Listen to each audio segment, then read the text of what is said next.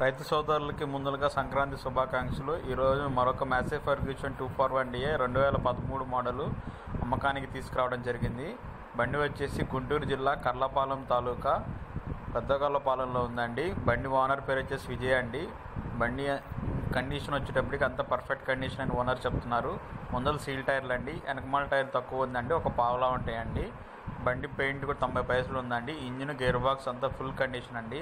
Rate అయితే 2,70,000 చెప్తున్నారండి. Fancy number అండి 5322. బండికి టాప్ కూడా ఉంది, మీరు చూస్తున్నారు. పెయింట్ కానీ అంతా బాగుంటుంది, అంతా ఒరిజినల్ పార్ట్సే.